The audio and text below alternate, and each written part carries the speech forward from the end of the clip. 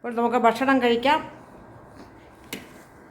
ചപ്പാത്തി, മുട്ട റോസ്റ്റ്, ചേന മെഴുക്ക് പുരട്ടി, അവിയൽ, അതുപോലെ പച്ചടി. ഇനി കാച്ചുമനൊക്കെ നമുക്ക് ലാസ്റ്റിൽ ഒഴിച്ച് കഴിക്കാം. അപ്പോൾ നമ്മുടെ പച്ചടി അല്പം എരിവും നിറവുമൊക്കെ ഉള്ള നല്ലൊരു പച്ചടിയാണ്. ഇത് ലക്ഷ്മി നായർ ചോറ്റുപാത്രത്തിലെ ഊണ് എന്നൊരു വീഡിയോ ഇട്ടിട്ടുണ്ട്. അത് നോക്കി ഞാൻ ഇതിന് മുമ്പ് ഒരു പ്രാവശ്യം ഉണ്ടാക്കി.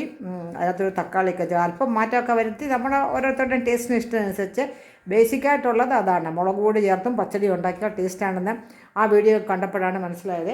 ഇന്നും അതുപോലെ അല്പം വേറെ രീതിയിൽ ഞാൻ പച്ചടി ഉണ്ടാക്കി. കാണേണ്ടവർക്ക് അത് കാണാം. ചോറ്റുപാത്രത്തിലെ ഊണ് ആ വീഡിയോ ആയിട്ട് നോക്കുമ്പോൾ അതിനകത്ത് ബാക്കി വേറെ 2 കറികളും കൂടെ ഉണ്ട്.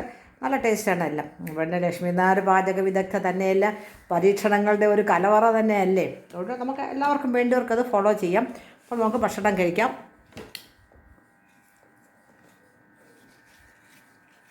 ചപ്പാത്തിയും പച്ചടിയും അവിയലും ഒക്കെ കൂട്ടി ഭക്ഷണം കഴിക്കാൻ നല്ല ടേസ്റ്റാണ്.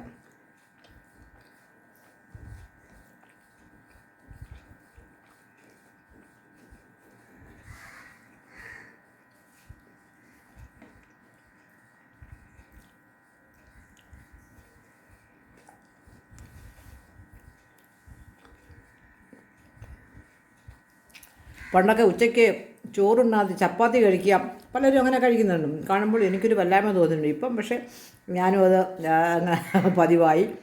നമുക്ക് ഒരു ഈസിനെസ്സാണ്. ചോറുണ്ട് കഴിയുന്ന ആ ഒരു ഹെവി ഫീലിങ്സ് നമുക്ക് തോന്നത്തില്ല.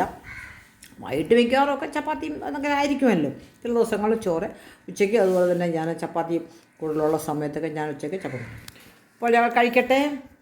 ഹസ്ബൻഡിന് ചോറുണ്ട്, ബാക്കി കറികളെല്ലാം ഉണ്ടല്ലോ. അപ്പോൾ മറ്റൊരു വീഡിയോയിൽ കാണാം.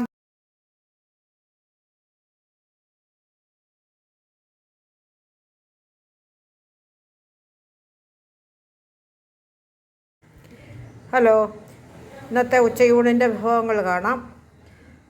എന്നും ഒരു അവിയലുണ്ടാക്കി, ഒരു വെള്ളരി പച്ചടി, അല്പം എരിവും കളറും ഒക്കെയുള്ള രുചിയുള്ള ഒരു പച്ചടി, ചേന മെഴുക്ക് പുരട്ടി, ഇന്നലത്തതിൻ്റെ ബാക്കി ഇത്രയേ ഉള്ളൂ, കാച്ചിയ മോര്, പിന്നെ മുട്ട റോസ്റ്റ്, മുട്ട പുഴുങ്ങി മസാലയൊക്കെ തേച്ച് 2 വശവും ഫ്രൈ ചെയ്തെടുത്തു.